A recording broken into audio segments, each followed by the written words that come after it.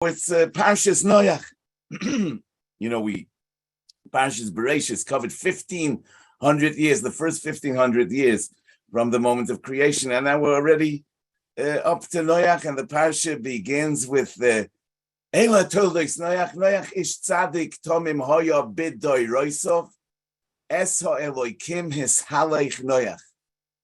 So Rashi wants to know what's the Bidoi Roisov. Obviously, Noach was Bidoi Roisov. He didn't live in someone else's generation. He lived in his time. So what is the pasuk being madgish Bidoi Roisov? I would say maybe because, the Gemara says in Avodah Zorah, the Avova Medbeis, that he was tzaddik b'masov and he was tomim b'drochov. Rashi says tzaddik b'masov b'loi chomos. Tomim b'drochov onov u'shval ruach. So why are we emphasizing these two things about Noach? It could be because Noach lived in Doirosov. He lived in two generations. He lived in the generation before the Mabul, when it was Mola Haaretz Chomos, and we're saying that he was a tzaddik, not like everybody else. Mola Haaretz Chomos, he was B'loi Chomos. But then after the Mabul, after the Mabul, there was a potential for Noach to be Nichshel in Gaiva. I mean, the whole world came apart, and he and his family were saved, and probably for a good reason. And that could have brought him to Gaiva. And we're saying, no, that even though he and his family were the sole survivors of the Mabul, nevertheless, it didn't bring him to Gaiva, so he was a Tamim B'drachov, B'loi Maisav. So we're saying, Noach ish tzadik Tamim hoya b'doi roisov, that in each generation he was oimid in the Nisoyan that time presented to him. In the Dor HaMabul, he was B'loi Chomos, and in the Dor of after the Mabul, he was without Gaiva, he was an Onav U'Shval Ruach. But Rashi says, Yesh mei Rabbi Seinu Dorshim Oisoi L'Shevach Kol Shekain Ilu Hoya B'Dor Shel Tzadikim Hoya Tzadik Yosef. That even in his generations, he was a tzaddik. Think about what he would have been if he would have been in a Dor of Tzadikim. The Yesh Dorshim Oisoi L'Gnai.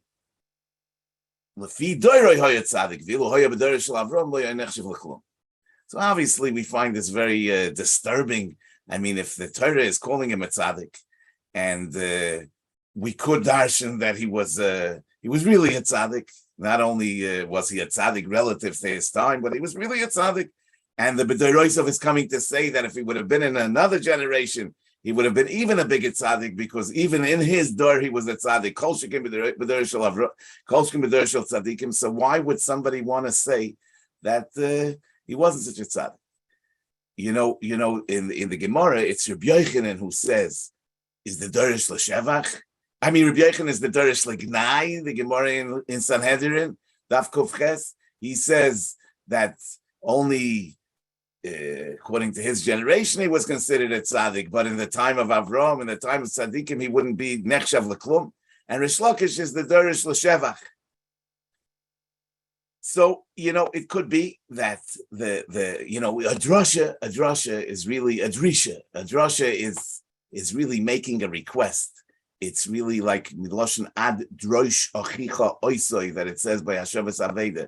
A drasha is meant to make demands of the audience, and obviously of the Balad Rosha. That in other words, it's the educational message that we want to bring out. Now the thing is like this: there are two types of ways of making a drasha. You could make a drasha, by putting yourself down and expecting more of yourself, and saying that you don't qualify, you're inadequate, you're not enough. And there's another way of saying that sometimes the audience needs chizuk, the audience needs positive reinforcement, and then you need to tell the people that you're great. I mean, just imagine. I mean, with all that you've been through, and with all the difficulties, and with all the nisyonis, and you're still doing the right thing. How wonderful is that? And it could be that Rabbi Yochanan, who was a tzaddik mi'ikoroi, he was the Dorish Lignai, because the way of the tzaddik mi'ikoroi is to always ask more of himself and to put himself down and to focus on the negative of how little he accomplished. Whereas Rish Lakish, who was a Baal Tshuva, as we know, I mean, the way of the Baal Tshuva was a way of putting himself up by emphasizing how much he accomplished, because he knows that if he'll put himself down, he might fall back and he might drop out of the race. So Mamela, the Dorshim l'shevach and the Dorshim l'gnai, I say the emphasis, it's all true. There's no machloikis over here, because Noach obviously was a great man in the Dor HaMabul, which took tremendous koiches hanefesh, and therefore Avada, it's something that we should say that he was a tzaddik even in his time, and that's an unbelievable accomplishment. On the other hand, if he would have been, and we can also say, and it's probably true, that if he would be in a dor of tzaddikim, he would be a tzaddik Yosef, because someone who accomplished what he accomplished in the dor of Rishonim, he would be in a dor of tzaddikim, he would be even greater. But we can also say that if he would be just what he was, when he was, if he would be in the Dor of Avram and he would be a tzaddik just on the level that he was in the Dor HaMabul, he would be ein nechshev l'klum. So it's both things are true. If he would be the tzaddik that he was in the Dor of Avram, he would be ein nechshev l'klum. But if he would be in the Dor of Avram, he would have had to be a bigger tzaddik. So both things are true. It's just a question of what are we emphasizing. And Rabbi Yochanan is emphasizing the negative, that, this madrega of tzidkis, what is it already? In this madrega of tzidkis in the Dor of Avram would be considered nothing. That's the way of the tzaddik mi'ikorei. On the other hand, Reish Lakish is emphasizing the positive, that he was a tzaddik even in his time, and Avada, a man like this, if he would be B'dor Shel Avram, would be a tzaddik Yosef. I probably shared with you that the Rabbeinu Yoina asks on the Mishnah in Ovis that says Va'al tihi rosha b'fnei atzmecha. So the Mishnah says one should not judge himself as evil. On the other hand, the Braise in Nida Daf Lamed says that afilu kol ha'olam kuloi oimrim l'chot tzadik ato heyei beinecha kerosha. So a person should consider himself a Rasha. So the first prakim of the Sefer HaTanya are dedicated to this question. But the Alexander Rebbe in the Yismach Yisrael says that, what does it mean, V'alti Rasha b'fnei atzmecha? Pashtus, it means in your own eyes, but it's an interesting expression, b'fnei atzmecha. So he says that sometimes a person is alone and lonely and down and out, and the Mishnah is warning him, Al tihi rasha b'fnei atzmecha. When you're all by yourself, when you're alone and lonely, don't consider yourself a rasha, because that is a recipe for nefila. Whereas when when everybody is singing your praises, everybody's telling you how great you are, then it's time to put yourself down. So in other words, every person sometimes has to be dorish l'shevach, and sometimes has to be dorish l'gnai. Sometimes he has to put himself down, and sometimes he has to put himself up. And that avada, it takes understanding one's situation. It's interesting that there are only two biblical images. I mean, only two biblical personalities that are defined by the Torah as tzaddikim. One is Noach. Noach is tzaddik, and the other is in the Haftarah of Vayeshev. I think it's in Amos that it says al mochram the tzaddik.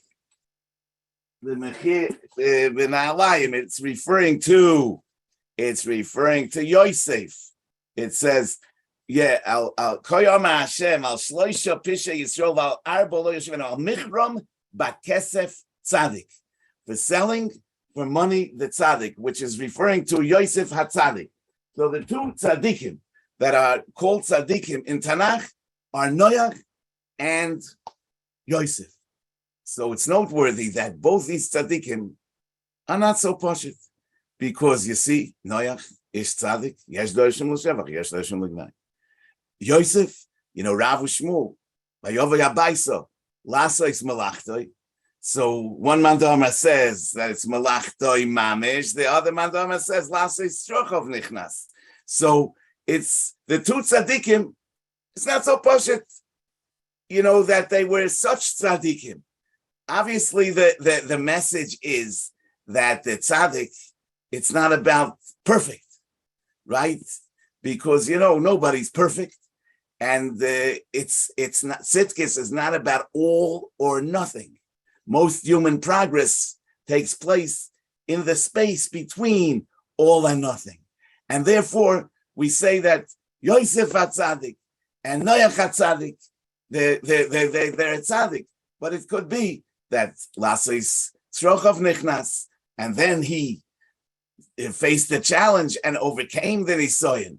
And it could be that Noach, he was Taka Tzaddik, but if he would be B'Doiro Shel Avrom, that Madreg of Tzidkis would be Einoi Nechshev L'Klum. So it's all part of the same educational message. Hashem tells Noach to build the Teva for 120 years, and Chazal tell us that that's in order that if people will ask him why he's building the Teva, he will tell them that Kodesh Baruch Hu is Osid Lahavi Mabul Olam, and Ulai Yoshuvu. Now, we know that Noach did this for 120 years, and he didn't impress anyone. He didn't make even one Baal Tshuva. In the end of the day, it was only he and his family that were saved and entered the Teva. But not only that, he didn't convince anybody else, but even he himself wasn't convinced. As we know, that it says that Noach came into the Teva mipnei mei hamabul.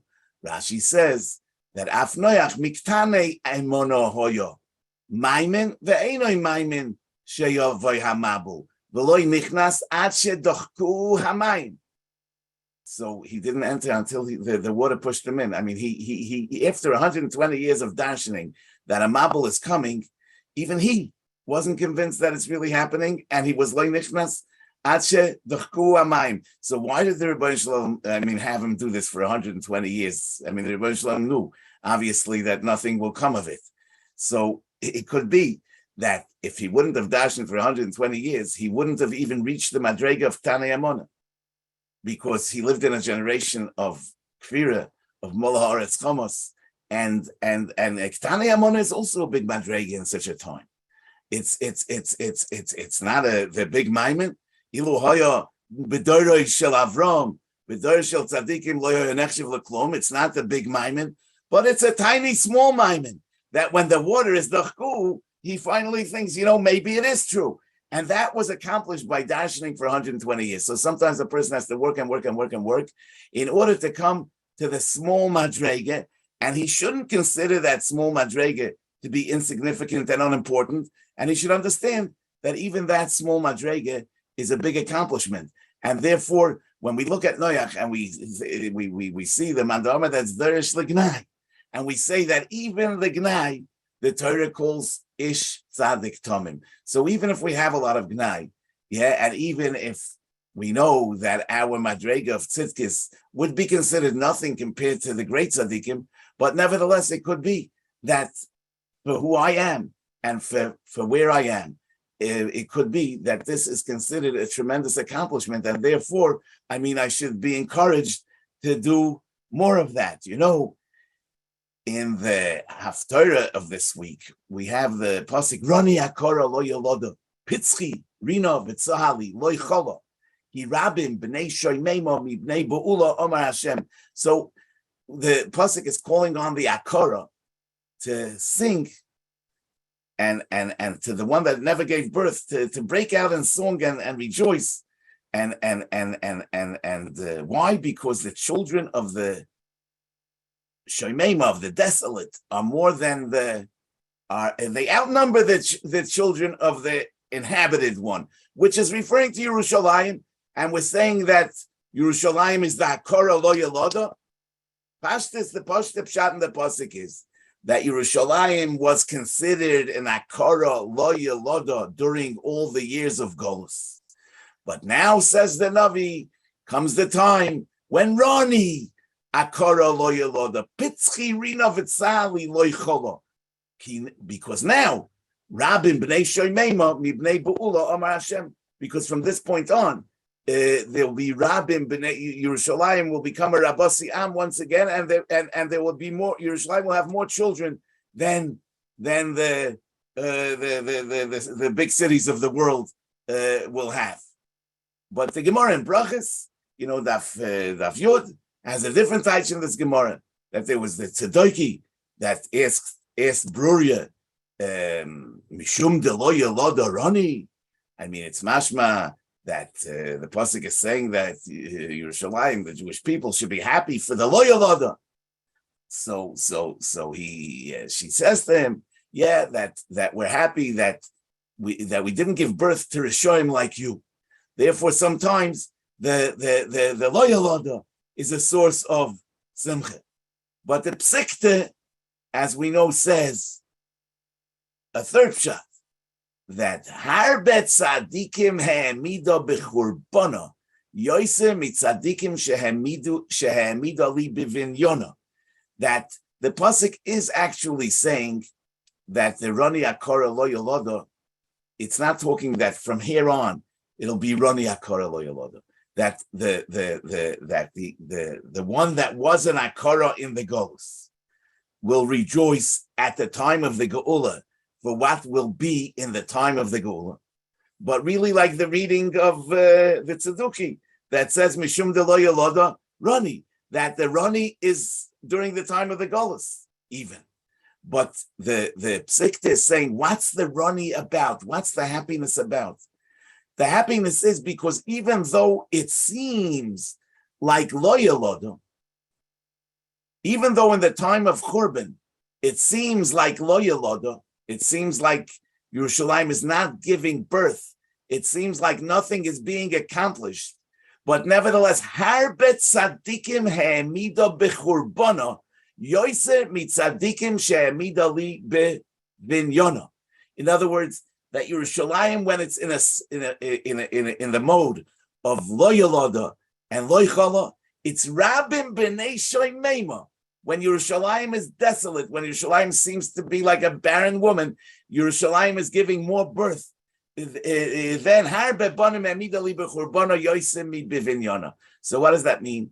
Obviously, that means, like, Reb Chaim Vital says that the Arizal told him that, Maise Echot Cotton, that a Yid does L'Shem Shamayim in a time, in his time, which he considered to be a time of a tremendous hester upon him, compared to the previous days. He says that one small deed that a Yid does L'Shem Shamayim carries more weight than the entire avodah of previous days, which means that, true, in a time of hester upon him, we feel unaccomplished, because we might make every effort to have kavanah and tefillah, and we don't feel successful.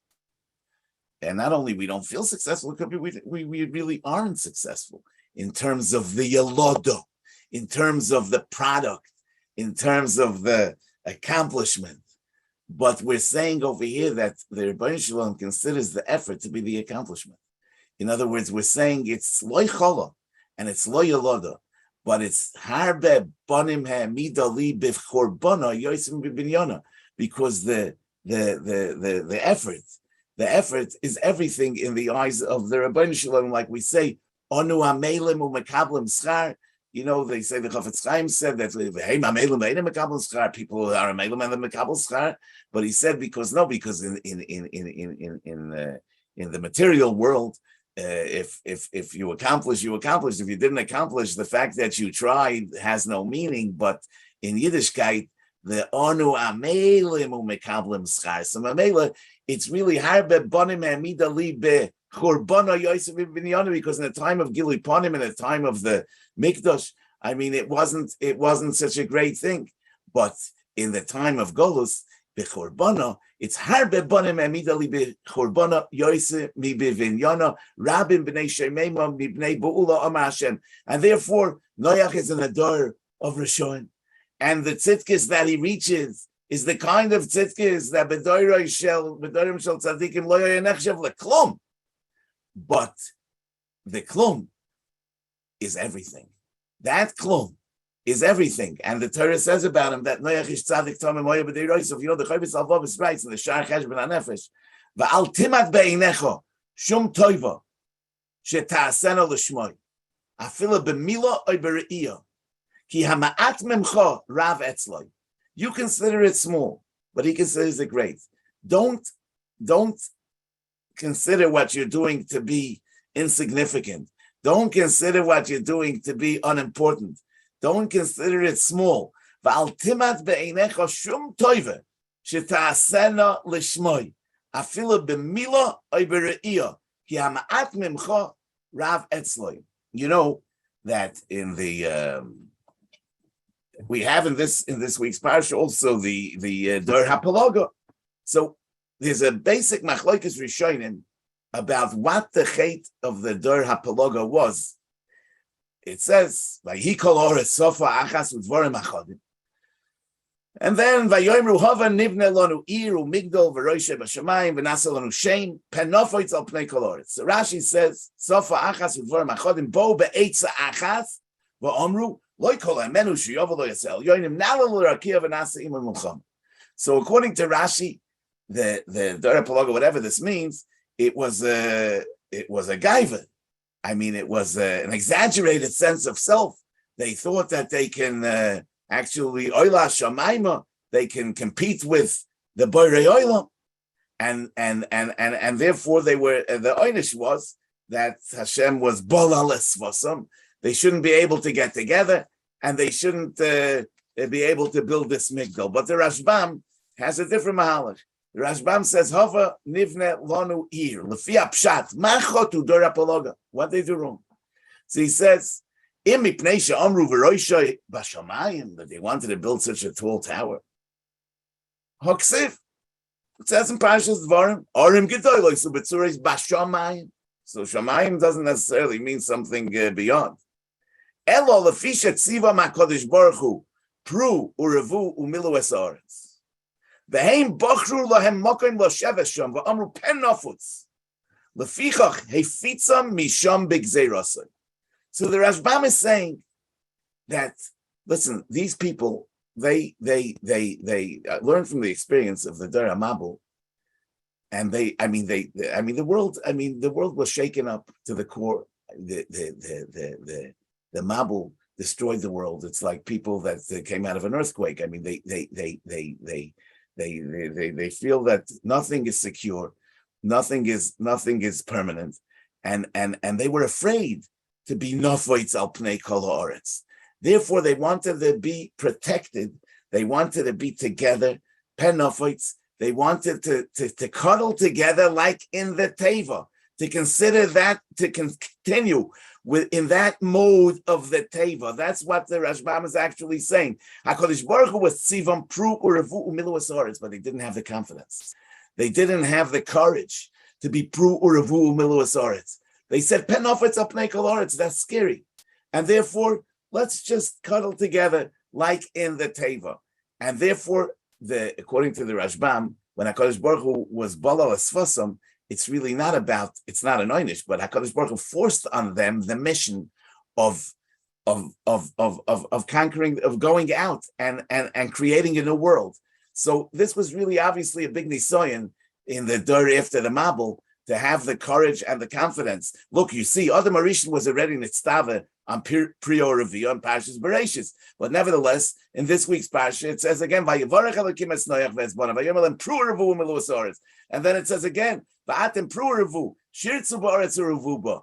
Obviously, it was a challenge for Noach also. After everything came apart, I mean, to have children and to go on, I mean, wasn't a simple matter. Like the Medrash says about Noach ish tzadik hoyo oilam chodosh ra'ah. In other words, Kol Mishanema by Hoya Oilam Chodesh Ra. I mean, he saw in the world, and he needed to become part of in the world, and needed to create in the world, and that required a lot of courage. So the pshat is like this. So in order to do that, we have to be machshiv ourselves and our mission and our ability to carry out that mission, and therefore, regardless of the difficulties, regardless of the hestepanim, and regardless of our, katnus, in other words, even if we recognize rightfully so that ilu haya b'dayram shel tzadikim lo haya nechshav leklum, but we have to know that our klum is very, very significant, and that we're accomplishing a lot, and that we make a difference, and that we're here to conquer the world, and that's our mission. And therefore, we shouldn't cuddle up in the teva, but we should conquer the world. Okay, Rabbi Say, I want to wish you all a guten Shabbos.